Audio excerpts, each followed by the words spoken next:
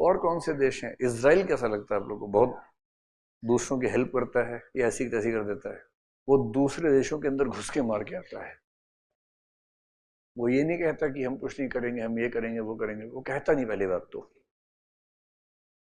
वो ऐसा खुंदकी देश है, गजनी टाइप का देश है वो नोट कर लेता है। और अगर किसी ने उसके देश पे हमला किया है, वो नोट करके उसके बाद छोड़ देता है अपने फोर्सेस को पीछे।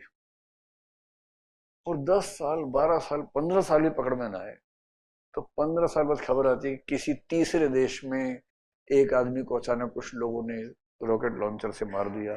पता नहीं कौन था, उनको पता है कौन था।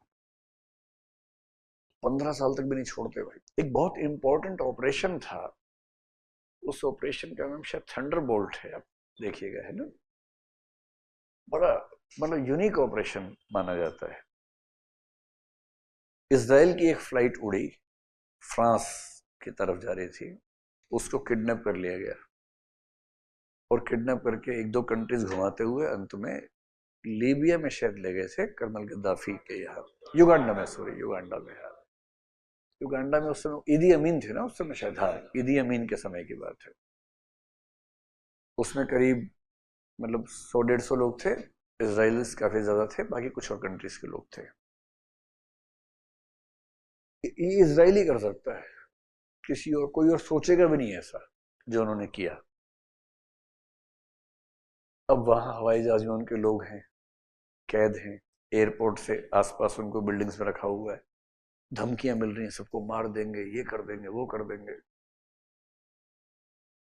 तो इसराइल की सेना ने क्या किया, एक ऑपरेशन किया। एक फ्लाइट से उड़े, आधी रात को सीधे युगांडा के एयरपोर्ट पे उतरे,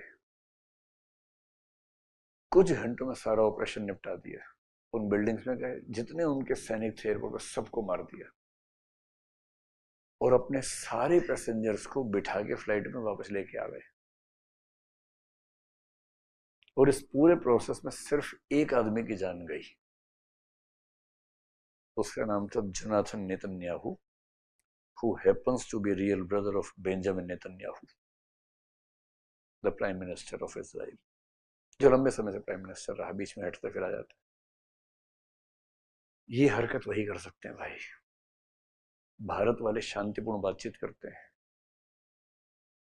आजकल थोड़ा भारत का भी हो गया कि लोग डरते हैं, पता नहीं क्या कर देंगे। जैसे पाकिस्तान इस समय हरकत नहीं करेगा, उसको पता है कि एक तो मोदी जी हैं, अमित शाह हैं, योगी जी हैं, इलेक्शन आने वाला है। ये बड़ी खतरनाक चीज है भाई। सरहदों पर तनाव है क्या, पता करो देश में चुनाव है क्या। तो चुनावी साल में हम लोग आने वाले हैं, अब बम पटाखे ज्यादा बजेंगे। तैयार रहिए खबरों के लिए। So the basic concept of real politics, बाकी सब बातें भाड़ में जाए। तो रियल पॉलिटिक्स समझ में आ गया, नो इथिक्स नो मोरालिटी, सिर्फ एक चीज है, अपना फायदा। और अगर जमीन कम है और जमीन चाहिए, एक परमाणु बम फेंको साथ के देश पे, खेत बन गए, अब वहां करो खेती, ऑर्गेनिक फार्मिंग करो उसके बाद वहां। और जो जो वहां मरे उन सबको अंदर गाड़ दो, उनकी जो न्यूट्रिएंट्स होंगे वो भी काम आ जाएंगे। और उसके बाद इस तरह की अप्रोच अगर है किसी कंट्री की, तो उसको बोलेंगे रियल पॉलिटिक बेस्ड अप्रोच, यानी कि रियलिज्म।